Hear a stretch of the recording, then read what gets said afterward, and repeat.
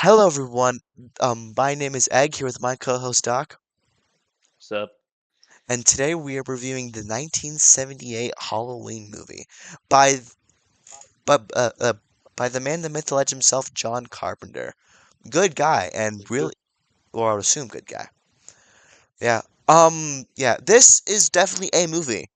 Nowadays, at least modern kids might not like it, but for being like 50, 60 years old, aged pretty well, I will say. Or at least Michael did. The teenagers in the movie have no personality, but that's a later issue. Anyways, we will start off as usual with Doc retell with Doc giving a beautiful and PG retell of the movie. Go ahead. Why do you have to put this last bit? All right. So we open up 1963, Halloween night in Haddonfield, Illinois. So then we pan over to the Myers household, where we see the 17-year-old Judith Myers, played by Sadie Johnson, through the front door, kissing her boyfriend, who is played by David Kyle. I do not remember if he is named or not. I don't think he was. They move to the couch, kiss. Ugh. And then the boyfriend, um, yeah, I don't think he was named. I cannot see his name anywhere in my notes. Um, Mm. asks if they're alone. They said, "Nah, Michael's around." And ba Mike Myers. All No, right. no, no. Michael Myers. If just if it's just Mike Myers, he becomes Shrek. Oh, is that the actor? Yeah, that's Doctor Who plays Shrek. Mike Myers. Oh, me. So Michael Myers. Sorry. Da, da, da, da. Then the boyfriend puts on a clown mask, which I thought was really gross. I don't like clowns. Very clownist. Um, puts on a clown mask, kisses her. That turns all of her light switches on, if you get my meaning. And then they go upstairs, have a hoinky spoinky, as YouTube will let me say. And then, very quickly, I might add, the boyfriend leaves. Then we watch from the perspective of what was later revealed to be Michael Myers, who is very tall for a 10-year-old. Um, grab a knife, go up to his sister's room, who we see is basically naked. Basically, she was She where had undergarments on the lower half. she had her door wide open. Did she forget her brother was home? Even if he wasn't trying to kill her, you don't just wear that with your door open, I may add. God Fair damn, enough. Judith, learn to close your door. Oh, wait a You're gonna have minute. to censor that? No, no, Judith is her name. Yes, I I said her don't. name. Oh, okay. So, what did I have to censor? You said the D word. No, I said, no, I said, I did? Yes, you said Anyways. goddamn. Oh, do I have to censor So damn? then we see, well, I don't know. Um, the ship walks. Well, sorry, I forget it's called right now. Michael walks up, and she kind of senses he's there, telepathy type crap. Then, I'm sorry, I heard that noise. Then turns around, is like, Michael, what are you doing in here? I'm half naked, which is kind of your fault. Then we kind of see through these little eye holes in his mask, which are very annoying to watch the movie through, but provide Very, censorship. very obviously easy to see. Yes. Then he just stabs Judith, and might I add, the sound effects for the knife are lackluster to say the least. Horrible. And then Horrible. he walks out the house, caught and talked to by his father, and then the police grab him, take him to a mental asylum. Boom Yes. shakalaka. Yeah, and that's just the beginning of the movie. The second half of the movie, which was Carpenter's like original idea, like before he had he had thought of Michael was just this guy killing babysitters, which is just the whole act of the movie. Which is just what happens. Michael escapes, and he decides, what do I do? I'm gonna go kill some babysitters. Fair enough. I mean, Yeah, I've never had experience, but I've heard they're not very nice. me neither. I was the babysitter. Well, that changes. If we're using that definition, I babysit for years. Me too. Anyways, but yeah.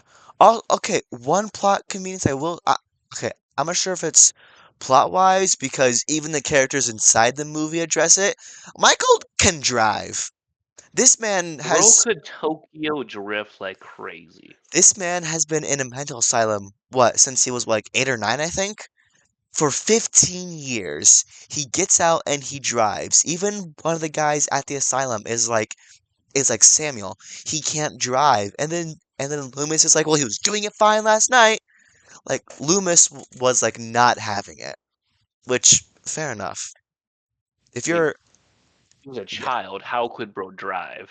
he would yeah. How did clearly someone taught him lessons in the asylum. That's the only way. Bro just watch Tokyo drift. It's like I understand it now. Yes, but anyways, the movie shift gears after that point to our main character Laurie Strode, played by what's her name again? Lily She's a good Strode. actress. She's a I'm good looking. actress too. She's a good actress too. Jamie Lee Curtis. Yes, yes. The movie pans over to our main protagonist, Laurie Strode, played by Jamie Lee Curtis. Great actress, by the way. Although not a fan of her character. We'll talk about that later. And basically it takes place on Halloween, where basically Laurie and her friends are planning on babysitting. Laurie is just planning on babysitting this annoying kid Tommy, who I wish had died in the movie. Did not like him, but that's another thing. I don't like And children in general. Most of them are terrible.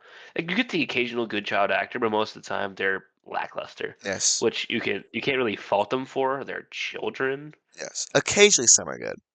But yeah. It's her and her two friends, and her two friends are trying to get busy. Right, obviously. And then Uh, Laurie, who's that one, and Laurie, since she's main character, obviously has to be the nice, innocent girl. Clearly, obviously. obviously. And Michael comes. He spends most of the movie, kind of stalking them, which creates, I guess, this like I suspense, think the which very I think first time was the Bush scene where he pulled a uh, Homer Simpson to escape. that are. There's this one scene in the movie where he comes out of a bush and he's just staring Laurie in the face, and Laurie's like, hello? And then he disappears. It's this very long bush.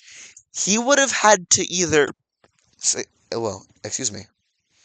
He would have had to either like start sprinting to the other side of that bush just so they wouldn't see him, or pull a Homer Simpson and just went inside the bush. In one. He became one with the bush.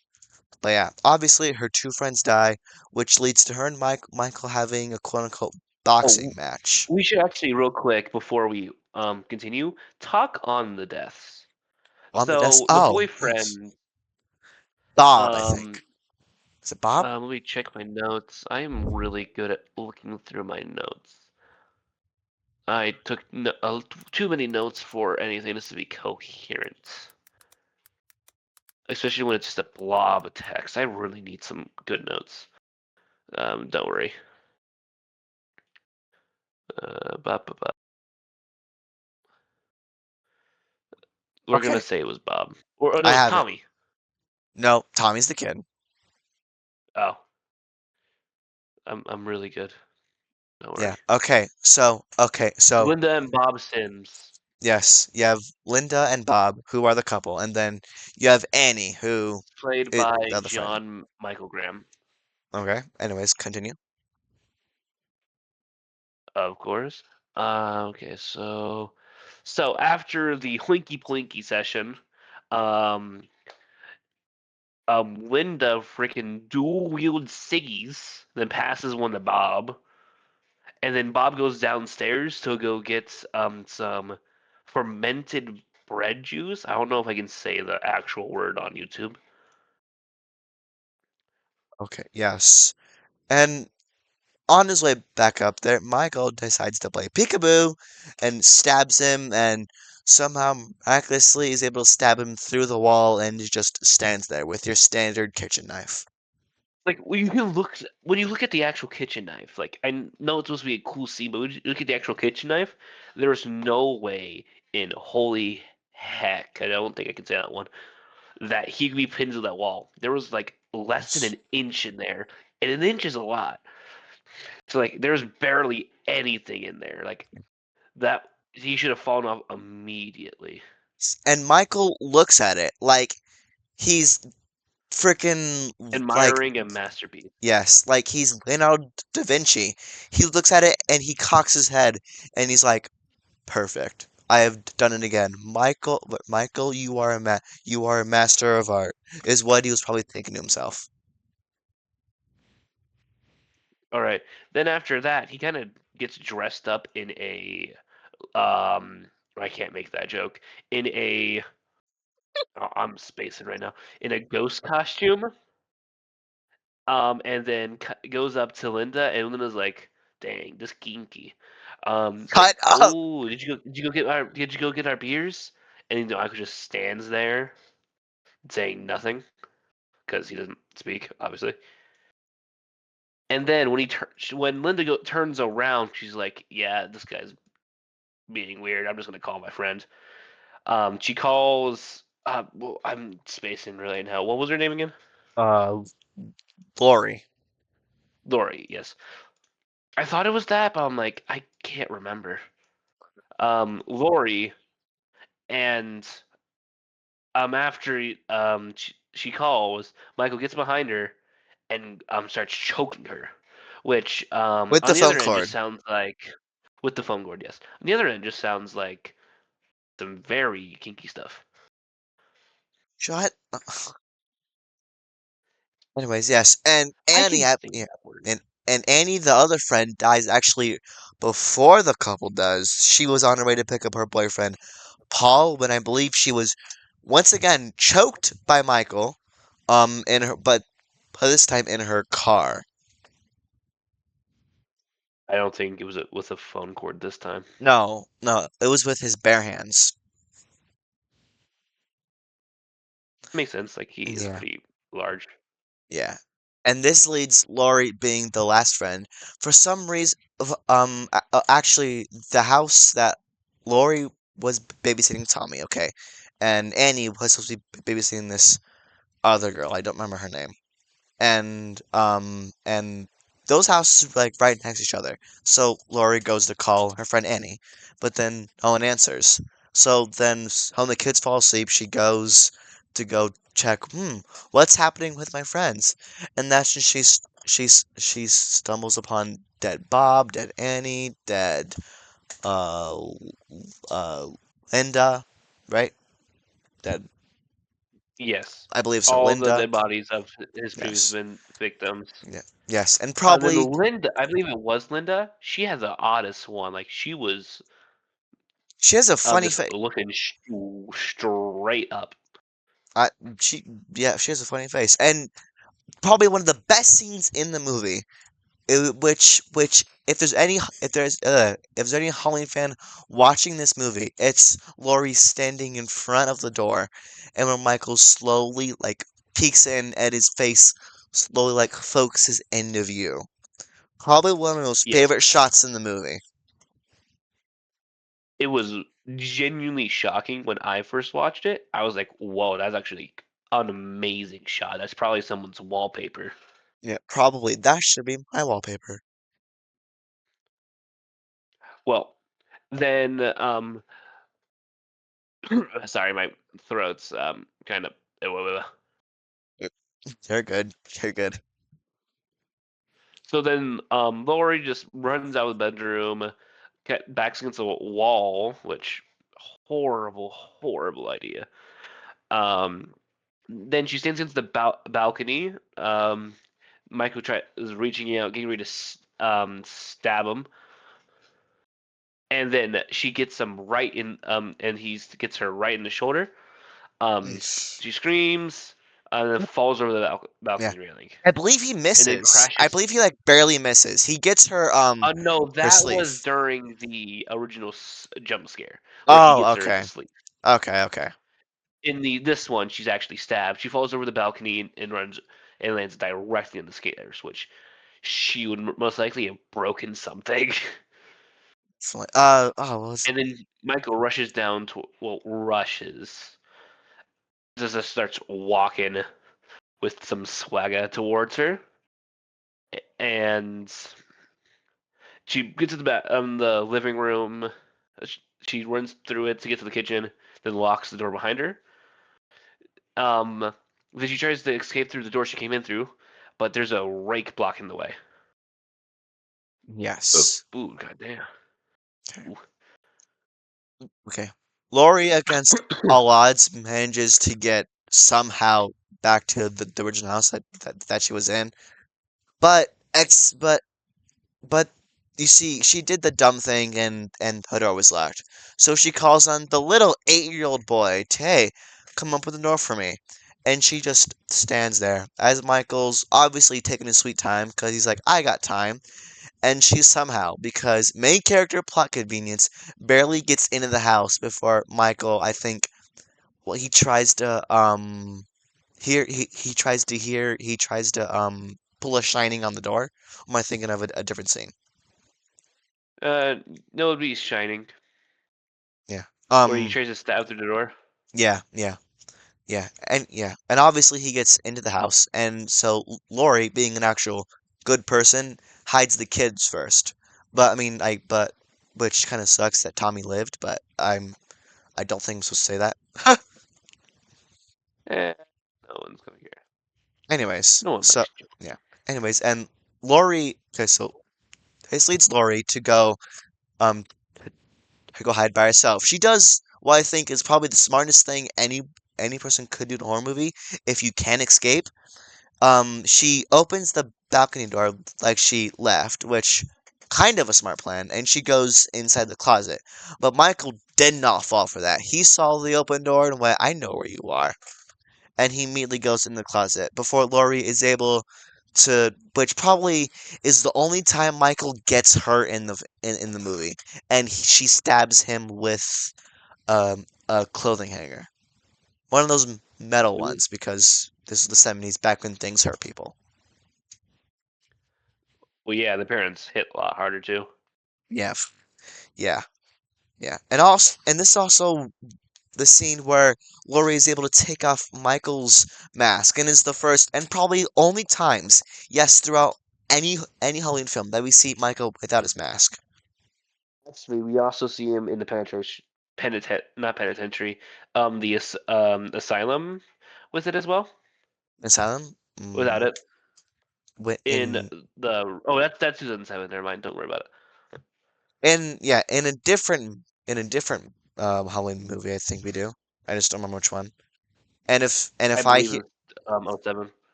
7, okay, was it? We are watching that next. Don't worry. We'll Oh, have actual answers. which by the way, yes, next week we are talking about Rob Zombie's Halloween, which I hope you guys are ready for since it's one of my favorite Halloween movies. But we'll talk more about that later. And and so with all of this havoc happening with Michael killing and Laurie somehow surviving, Samuel Loomis, his therapist, spawns in out of nowhere after spending all day with looking for him and shoots him, and Michael falls out the balcony. But when he goes to check, Michael's gone, which leads to the And then cliffhanger. we hear the Michael stinger. Yes, and this will see the cliffhanger for the second movie, which I have seen. I don't think Doc has seen though. Have you seen Halloween 2? I haven't watched Halloween 1 yet. We Fair, literally just watched it. fair enough. Okay, so this actually was a pretty. Oh, I actually really like this movie.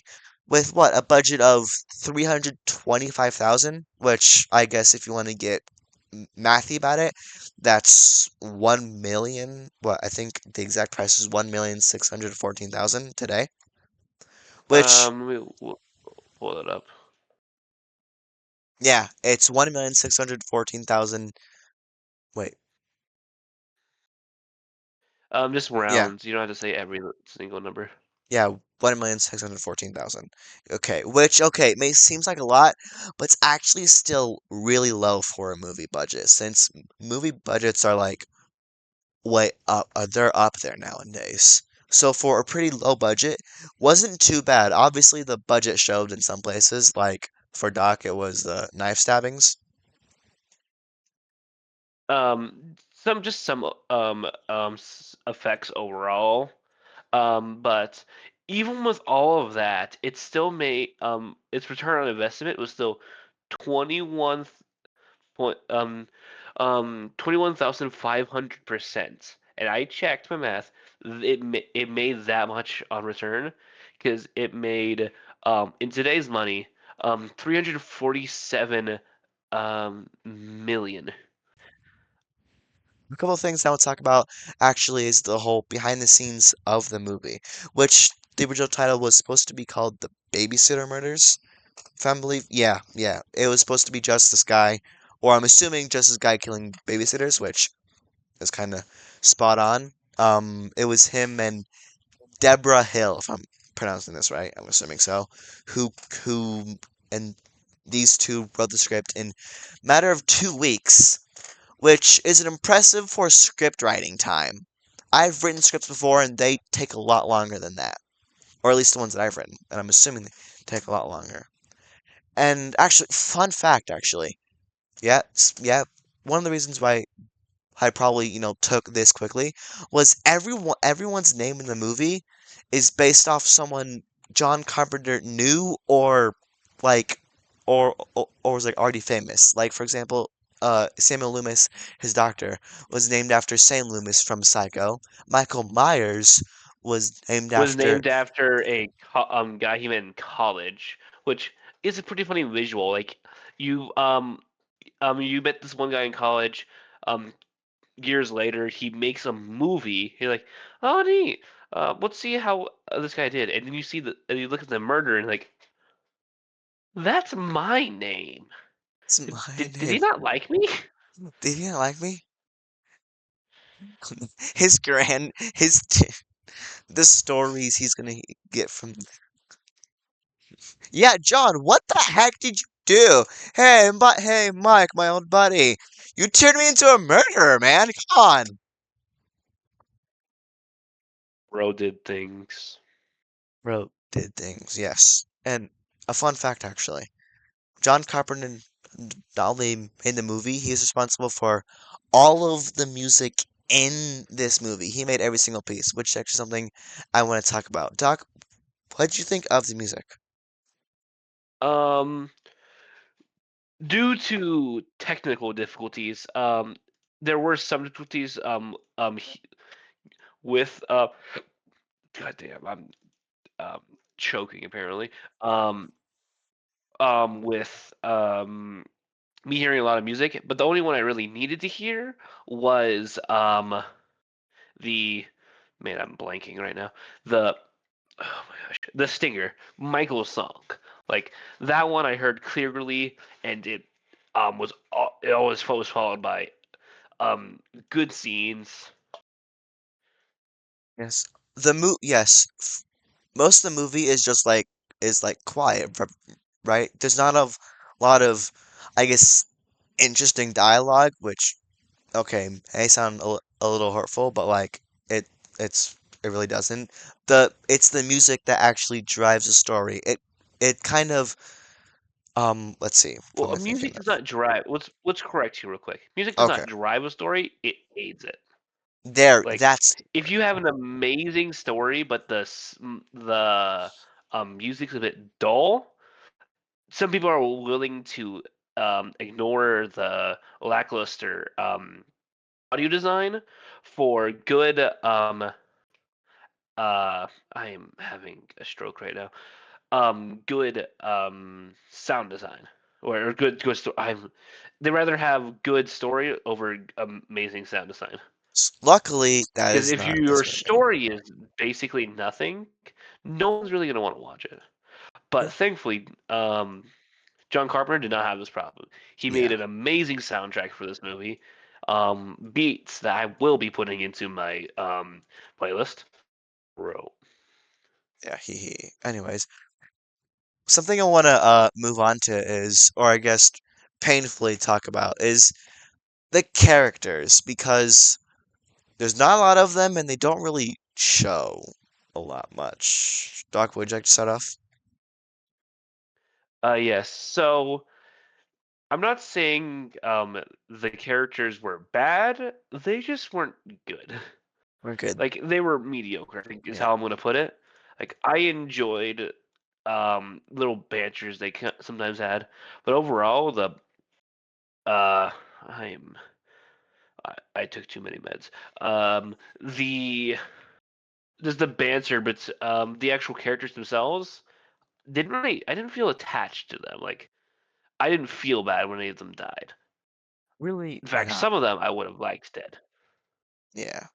Granted, this is how Jamie Lee Curtis became known, and actually around this area, Jamie Lee Curtis was known for her time for being the Scream Queen for this movie and Prom Queen, and for many of the movies, Jamie Lee Curtis was the Scream Queen. She was right. She was the final girl character known. So this movie definitely did wonders for her, but but yeah, just kind of felt plain.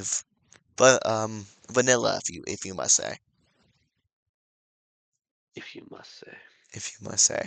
But I will say this movie did introduce the the classic teen horror trope, is The just final girl. yeah, a final girl trope. Which well, was it? Well, that wasn't this movie. That was Alien. But this was the class. This was one of the first movies, or one of the first. Came out before Alien. Okay. Oh yeah, that was. I think So, Alien. Alien and this kind of established the final girl trope. The fact two amazing classics of horror media both share the thing of one girl actually survives, and then the entire events like that really they should not have. Like Ripley should most likely should have died. Yeah, and same with Lori. She also should have died, most likely. Yes, and this movie But definitely. Oh, uh, you go ahead. okay. This movie definitely starts with the whole dumb teen thing. How all teens care about is how Doc says as the little hokey Oinky pokey. Spoinky. Oh, sorry, monkey spunky. I can't-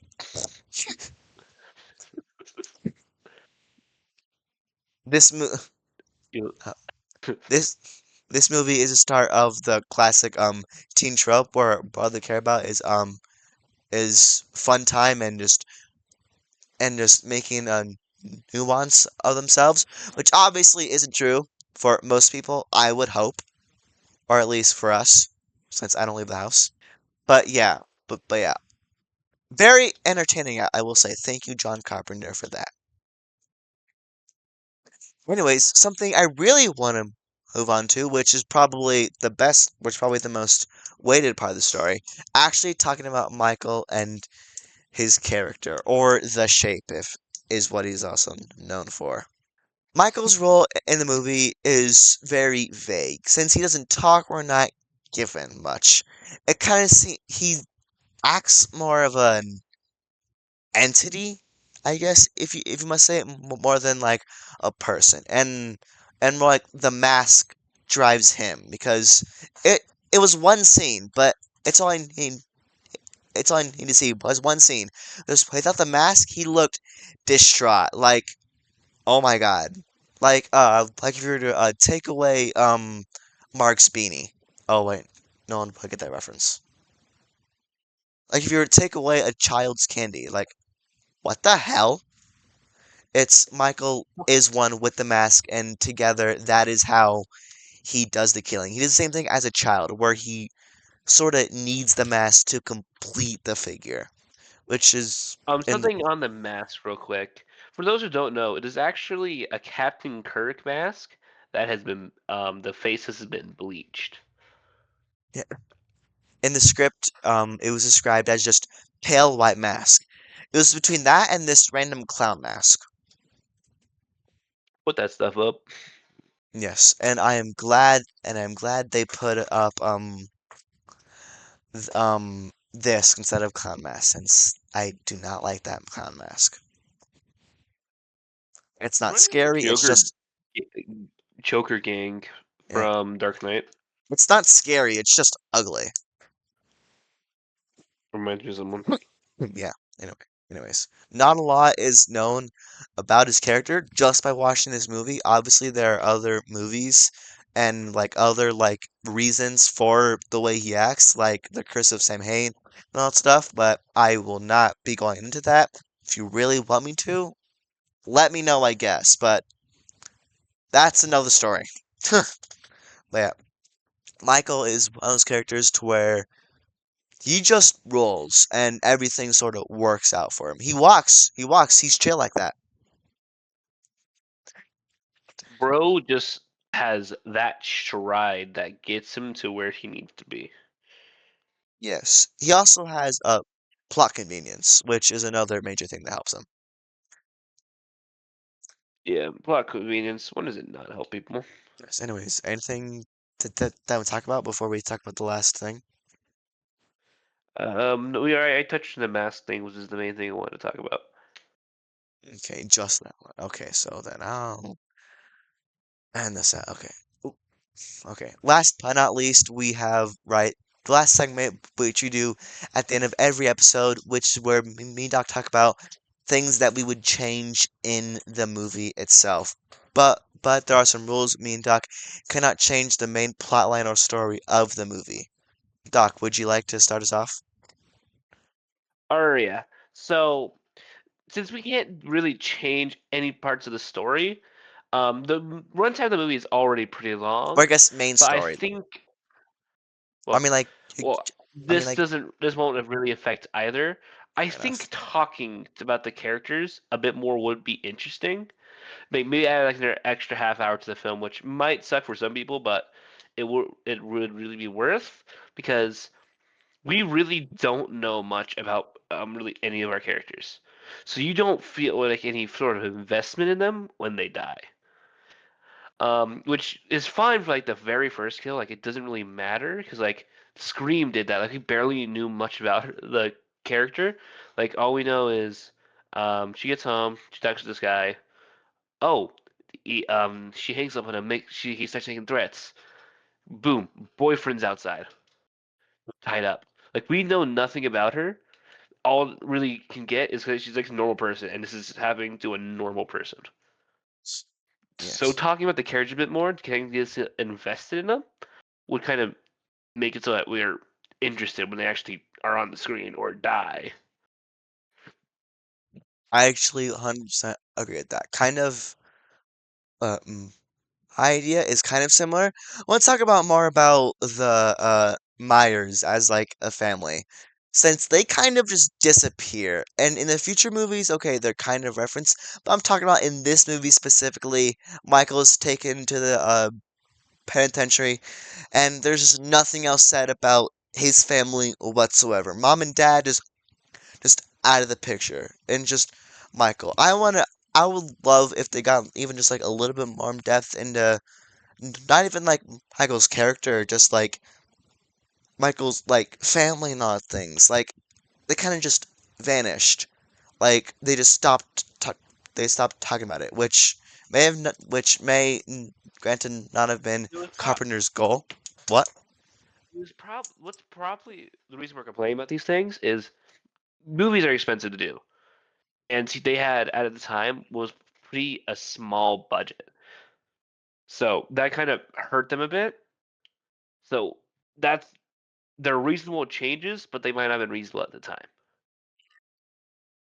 And yeah, that is the things we would like to change. And with that, this wraps up our episode today on John Carpenter's Halloween and Michael Myers. If you like this, go check out some other episodes.